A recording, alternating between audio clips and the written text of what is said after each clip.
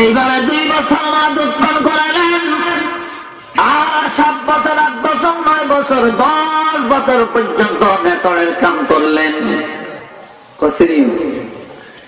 কাজে আমার আল্লাহ আমার নবী বলেন, যেই মা নেতরের কাজ করলো, যেই মা তোমারে দুধ পান করাইল, এমন মার কলিজায় দ্বিতীয়বার আঘাত দিও না রে। এমন মার সাথে বেয়াদবি করিও না। এমন মা বাবার সাথে সৎ আচরণ করবে। এমন মা খুশি হয়ে গেলে, এমন বাবা খুশি হয়ে গেলে আমার আল্লাহ খুশি হইয়া তোমার জন্য জান্নাতের দরজা খুলিয়ে দিবে।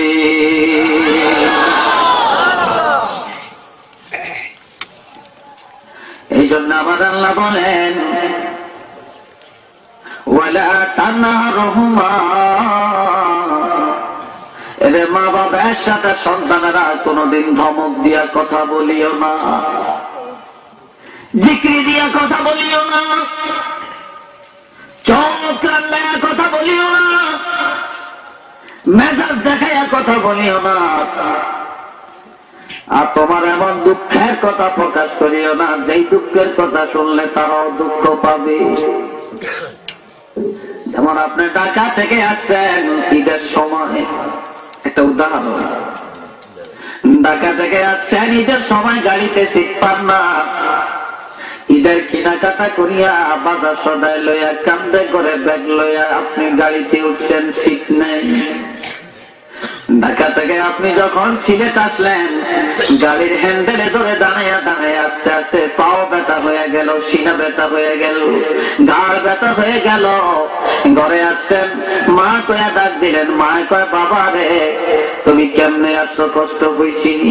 যদি মা বাবার কাছে বলেন, মা আপনাদের জন্য, আপনাদের সাথে দেখা করার জন্য, আপনাদেরকে নিয়ে ঈদ করার জন্য এত কষ্ট আমার হইছে, মা কি কষ্ট রে বাবা। মাগো ঢাকা থেকে আসছি, সিটটা পাইলাম না, দাঁড়িয়ে থাকতে থাকতে পাও ধরে গেছে, হাত ব্যথা হয়ে গেছে, মাঞ্জা ধরে গেছে। এই কথাটা বললে মা বাবার মনে সাময়িক কষ্ট হবে, কিন্তু আমার নবী বলেন এতটুকু কষ্টের কথা মা বাপের কাছে বলা উচিত হবে না। তার কারণ মা গর্ভে ধারণ করার কষ্টের কথা তুমি ছেলের কাছে কোনোদিন বলে না, প্রসব বেদনার কষ্টের কথা তোমার কাছে বলে না, দুধ পানের কষ্টের কথা তোমার কাছে কোনোদিন ব্যক্ত করে না। আর তুমি সেই মা বাবার জন্য সামান্য কষ্টের কথাটাও তাদের কাছে প্রকাশ করিও না।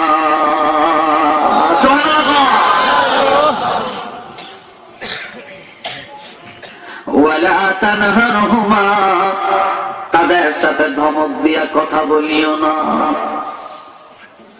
ওয়াকুল লাহুমা কাওলান কারীমা, তাদের সাথে ভদ্রচিত ভাষায় কথা বলবে, নম্র ভাবে কথা বলবে, শালীনতার সাথে কথা বলবে,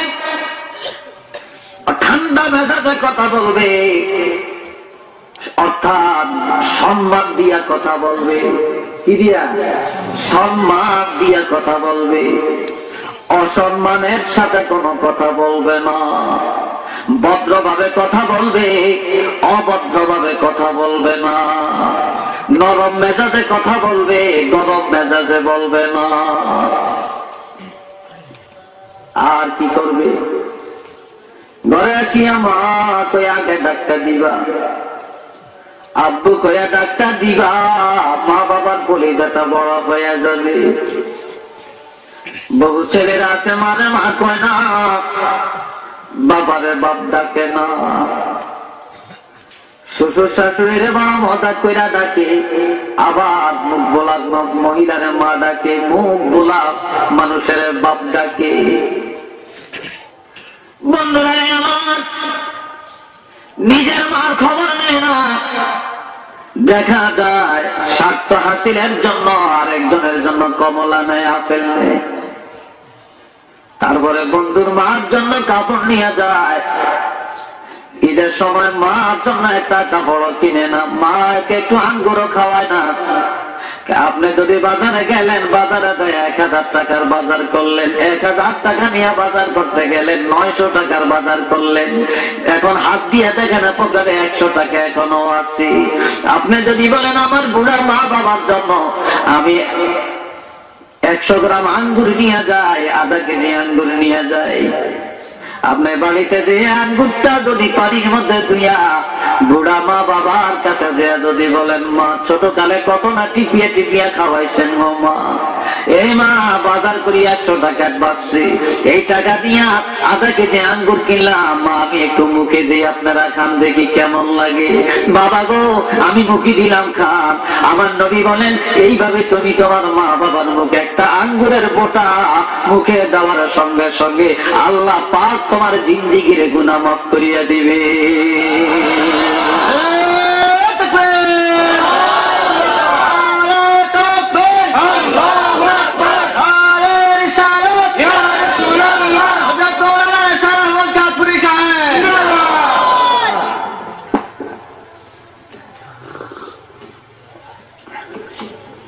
আল্লাহ আমার বাবা দিরার জন্য আল্লাহ বলেন ওয়াকুল লাহুমা কাওলান কারীমা। 2 জিনিসের 3 জিনিসের মধ্যে মজা। কয় জিনিস? 3 জিনিস। চিল্লিয়ে বলেন কয় জিনিস?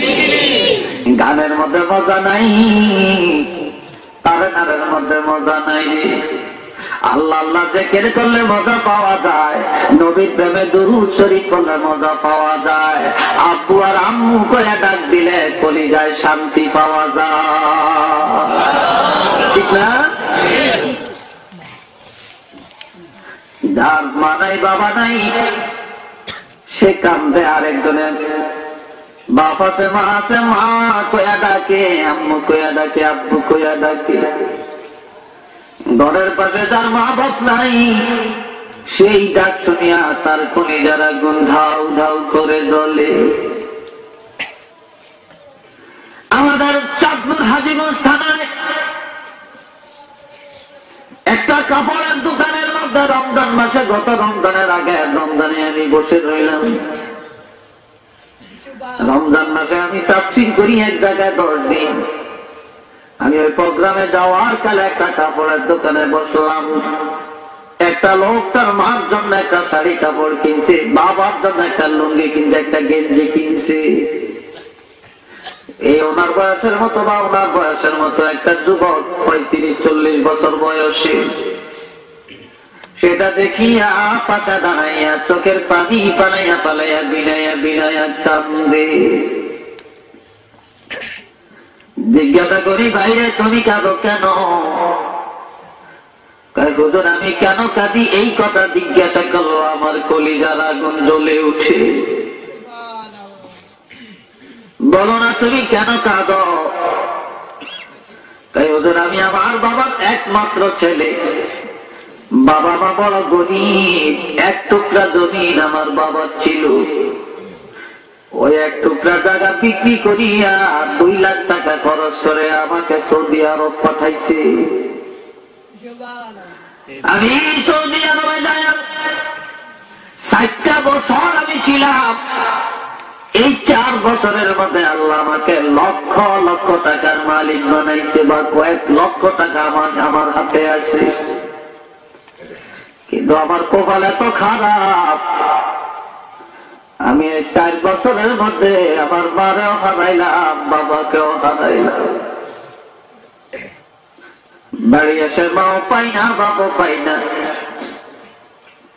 যখন আমার পকেটে টাকা ছিল না, কিছু কিনে দিতে পারি না, মনের মতো একটা পোশাক কিনে দিতে পারি না, শীতকালে ভালো একটা চাদর গায়ে দেখাইতে পারি না, একটা জাম্পার কিনে দিতে পারি না, 1 তোলা আঙ্গুর খাওয়ানোর ক্ষমতা আমার ছিল না।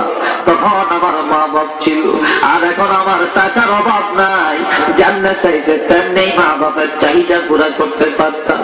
আমি এত বদনসিব হয়ে গেলাম, আমি বাড়ি এসে আমার মাও পাই না, বাপও পাই না। আমার পাশে আমার ভাই মার জন্য কাপড় কিনলো, বাবার জন্য কাপড় কিনলো, আর আমি এই সিনারিটা দেখিয়া আমার কলিজার আগুন জ্বলতে শুরু করে দিল। আজকে যদি আমার মা বাপ থাকতো, আমিও তো আমার মা বাবার জন্য এইভাবে কিনতাম গো। যাদের ঘরে মা বাবা আছে, মা কয়া ডাক দিলে কলিজার আগুন নিভে যায়, আব্বু বলে ডাক দিলে কলিজার আগুন নিভে যায়। যার ঘরে মা বাপ নাই, তার কলিজার আগুন ধাউ ধাউ কইরা জ্বলতে শুরু করিয়া দেয়। এই জন্য আমার আল্লাহ বলেন, ওয়াকুল লাহুমা কাওলান কারীমা। মা বাবার সাথে বেয়াদবি করিও না, মা বাবার সাথে সদাচরণ করো, সৎভাবে কথা বলো, ভদ্রভাবে কথা বলো, ইজ্জত দিয়া কথা বলো, চিল্লিয়া বলুন না সুবহানাল্লাহ।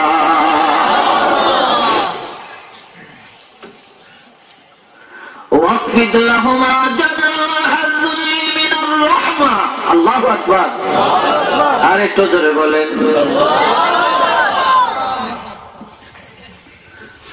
মুরগি যখন ডিম থেকে বাচ্চা ফুটায়, তখন মুরগির বাচ্চা গুলা মায়ের পিছে পিছে যায়। মা প্রথম প্রশিক্ষণটা দেয় শত্রু থেকে আক্রমণ, শত্রুর আক্রমণ থেকে রক্ষা পাওয়ার প্রশিক্ষণটা আগে দেয়, ঠিক না? যখন দেখে একটা কাক অথবা একটা সিল অথবা কোন একটা বাজ পাখি আসিয়া বাচ্চাকে সৌ মেরে নিয়ে যাবে, মাটার পায়া আস্তে তার ডানা দুইটা এভাবে প্রশস্ত করে দেয়। মুরগির বাচ্চা তো প্রশিক্ষণ প্রাপ্ত, তারা বুঝে কোন বিপদ সংকেত, এই জন্য মা বা পাখা মেলে দিছে। তখন সবগুলা বাচ্চা দৌড়াইয়া যাইয়া মার পাখার নিচে ঢুকে যায়। মা পাখাটা বুঝাইয়া সুন্দর করে বাচ্চাগুলাকে পাখনার নিচে রাইখা বসে থাকে। কোন কারণে কাক যদি একটা বাচ্চা নিয়ে যায়, মা এক ধরে পানিতে পড়ে, আর এক ধরে গাছের মধ্যে উঠে, আর এক ধরে দৌড়াদৌড়ি পাগলিনীর মতো করে। দফাদার মা বাপ যখন বুড়া হয়ে যাবে, তখন তোমরা এইভাবে তোমাদের দয়ার টানা তাদের জন্য মিলে দিবে, দয়ার হাত তাদের প্রতি বাড়াবে, আর তোমাদের দয়ার হাত দিয়া তোমাদের মা বাবাকে তোমরা লালন পালন করবে। কেননা তারা যখন বুড়া হয়ে যাবে, বুড়া হয়ে গেলে ছোট বাচ্চার মতো হয়ে যাবে, তখন মা বাবার সেবা যেইভাবে করা সেইভাবে করবে। মা বাবাকে তোমার দয়ার নজর দিয়া, দয়ার ডানা দিয়া তাদেরকে রক্ষা করিয়া রাখবে।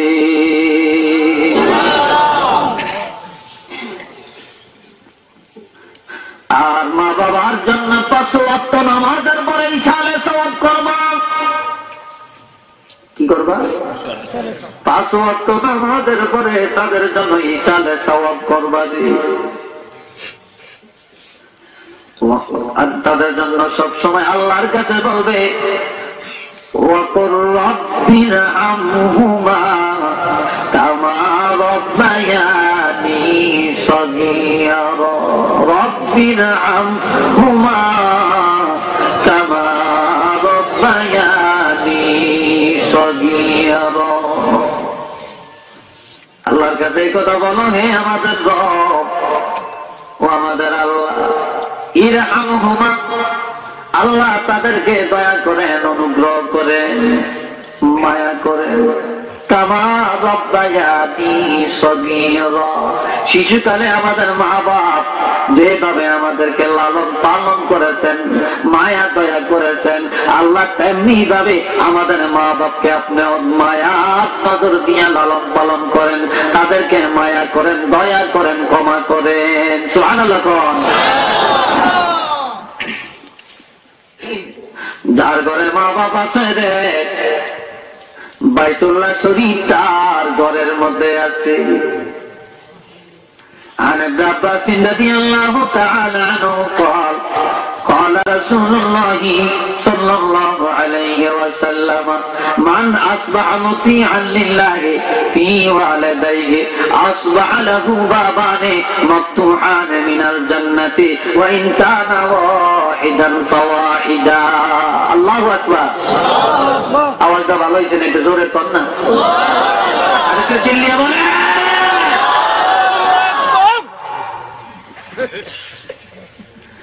আমার নবীজি বলেন, যে সন্তান মা বাপ বুড়া হয়ে গেলে রে আল্লাহর সন্তুষ্টি অর্জনের জন্য মা বাপের খেদমতের মধ্যে সারাটা রাত কাটাইয়া যায়। যে সন্তান মা বাবা যে খুশির জন্য বাদে মা বাপ সন্তানের উপরে রাজি খুশি হইয়া রাতটা কাটাইয়া দেয়। সকাল হওয়ার সাথে সাথে আবার সন্তানের উপরে রাজি খুশি থাকিয়া ঘুম থেকে জাগি। ঘুম থেকে জাগার সাথে সাথে আল্লাহ ওই সন্তানের জন্য 2টা জান্নাতের দরজা খুলে দেয়। যদি 2 জনের একজন রাজি থাকেন একটা জান্নাতের দরজা আল্লাহ খুলে দেন। আর যে সন্তানের উপর মা বাপ বেজার ঘরে যায় তাদের মন খুশি করলো না, খোঁজ খবর নিল না, সারা রাত মা বাপ কষ্টে কাটাইলো, সকালে ঘুম থেকে জাগিয়ে মনের কষ্ট নিয়ে ঘুম থেকে জাগলো। সকাল হওয়ার সাথে সাথে আল্লাহ পাক ওই সন্তানের জন্য 2টা জাহান্নামের দরজা খুলে দেন। যদি মা বাপ 2 জনের একজন নারাজ থাকেন একটা জাহান্নামের দরজা আল্লাহ খুলে দেন। এক ব্যক্তি বলে ইয়া রাসূলুল্লাহ মা বাপ যদি জুলুম করে এই অবস্থায় সন্তান জুলুম করলে গুনাহ হবে কিনা? আল্লাহ নবী বলেন মা বাপ জুলুম করলো, মা বাপ জুলুম করলো, মা বাপ জুলুম করলো, সন্তান মা বাবার সাথে জুলুম করতে পারবে না। সুবহানাল্লাহ।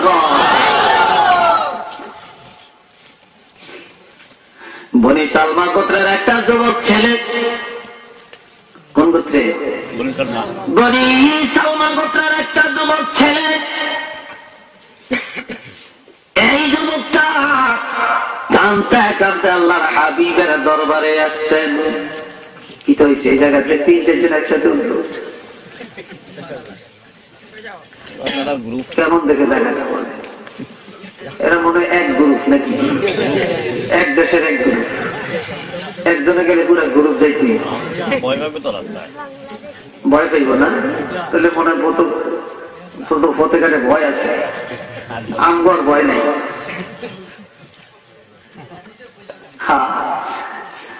আমার প্রাণের ভাইরা, বনি সালমা গোত্রের যুবক ছেলেটা নবীর কাছে যায়, নবী আমার মা নাই বাপ নাই, আমার মনে চায় আমার মা বাবার খেদমত করতাম, খেদমতের কোন অংশ বাকি আছে কিনা বলেন। নবী বলেন হ্যাঁ, মা বাপ না থাকলেও খেদমত বন্ধ হয় না। আসসালাতু আলাইহিমা, তাদের ইন্তেকালের পর বেশি বেশি তাদের জন্য দোয়া করা। রব্বিরহামহুমা কামা রাব্বায়ানি সগীরা। 2 নম্বরে খেদমত ওয়াল ইস্তিগফারু লাহুমা, মা বাবার ইন্তেকালের পর তাদের গুনাহ মাফ চাওয়া। 3 নম্বরে খেদমত ওয়া ইনফাযু আহদিহিমা মিন বা'দিহিমা, তাদের ইন্তেকালের পরে তাদের ওসিয়ত পূর্ণ করা, ঋণ আদায় করে দেওয়া। 4 নম্বরে খেদমত ওয়াসিলাতুর রাহিমিল্লাতী লা তুসালু ইল্লা বিহিমা, তারা যে আত্মীয় রেখে গেছেন যাদের সাথে সম্পর্ক বজায় চলা কঠিন, এমন আত্মীয়ের সাথে সম্পর্ক বজায় চলা, আত্মীয়ের সম্পর্ক ছিন্ন না করা, আত্মীয়ের সাথে সদাচরণ করা। 5 নম্বরে ওয়াইকরামু সাদিকিহিমা, মা বাবার বয়সের মুরব্বী যারা, তাদের বন্ধু বান্ধব যারা, তাদেরকে সম্মান করা। এই 5টা দায়িত্ব যারা পালন করবে তাদের আমলের মধ্যে মা বাবার খেদমতের সওয়াব হয়ে যাবে।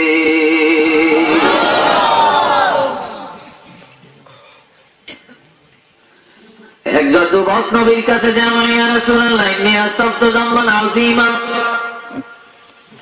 নবী গো আমি বিশাল অন্যায় করেছি, ক্ষমার জন্য কোন তওবা আছে কিনা? নবী বলেন ওয়াহাল্লাকা মিন আবি, তোমার বাপ আসেনি? ক্বালা লা, যুবক বলে না আমার বাপ নাই। ওয়াহাল্লাকা মিন উম্মিন, তোমার মা আসেনি? ক্বালা লা, নবী গো আমার মাও নাই। ওয়াহাল্লাকা মিন খালাতিন, তোমার তোমার একজন খালা আম্মা আসেননি? আমার মা নাই, বাবা নাই, তবে আমার মার বোন একজন খালা আম্মা এখনো আছেন। নবী বলেন, যাও তোমার খালা আম্মার একটু মা কইয়া ডাক দাও, খালা আম্মার জন্য কিছু হাদিয়া নিয়ে যাও, খালা আম্মার কাছে বইয়া খালা আম্মা কইয়া ডাক দাও, খালা আম্মার সাথে একটু দোয়া চাও। তোমার খালা আম্মা তোমার আচরণে খুশি হয়ে গেলে, তোমার খালা আম্মা তোমার জন্য দোয়া করলে, আল্লাহ পাক তোমার গুনাহ খাতাগুলো মাফ করিয়া দিবে।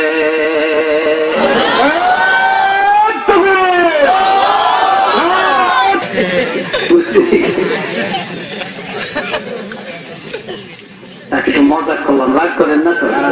হ্যাঁ, আলহামদুলিল্লাহ। তার বড় তকবীর দিয়েন, তকবীর বন্ধ করিয়ে আলহামদুলিল্লাহ। কোন মা বাবার খেদমত করতে রাজি আছেন? যেরকম রাজি আছেন? মা বাবার সেবা করতে রাজি আছেন? দুনিয়ার সব কিছুর ভাগ আছে, মা বাপ নিয়ে কোনো ভাগ যেটা বলেন কি নাই? ভাগ নাই। মা বাপ কবরে যাওয়ার পর প্রত্যেক রবিবার দিবাগত রাত আর প্রত্যেক বৃহস্পতিবার দিবাগত রাত্রি মা বাবা দুহু আত্মীয় স্বজনের দুহু গুলা বাড়িতে আসি। বাড়িতে আসি আমাকে ছেলেরা মেয়েরা কি করে? তারা আল্লাহর হুকুম মানে কিনা, মা বাবার কথা স্মরণ করে কিনা, তারা ঘুরে ঘুরে দেখে। মিশকাত শরীফের মধ্যে হাদিসটা আছে, তখন তারা ঘরের দরজায় দাঁড়িয়ে দাঁড়িয়ে কান্দেন আর বলেন, আয় কেউ তু তামাঙ্গার গাছটাই আজমানে মান ইজামা জাতার চুদি আজ আলেমা।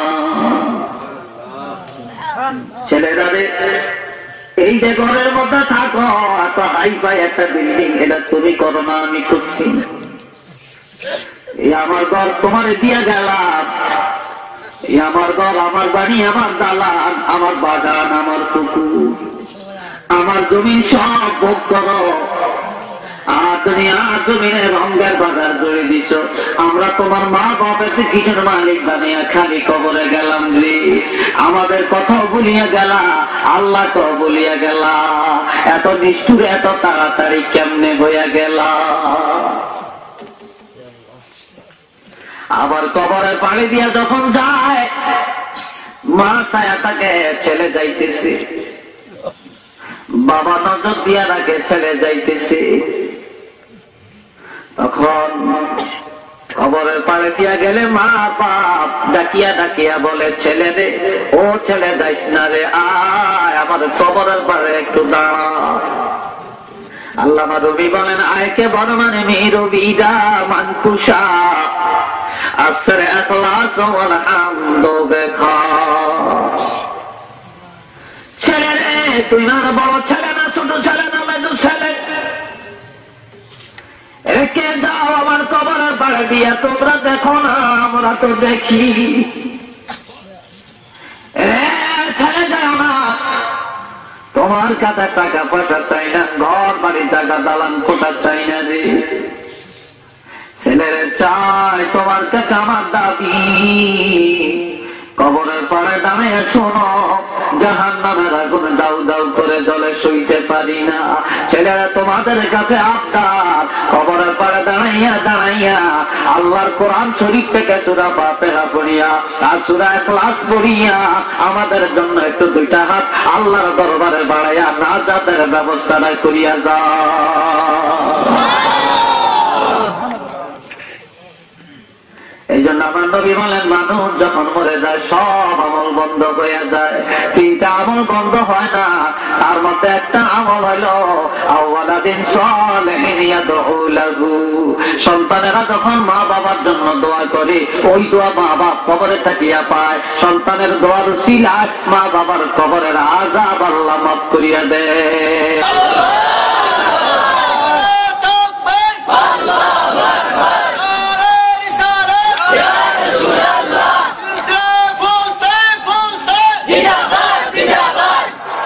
আল্লাহ কবুল করেন, সবাই বলেন আমিন।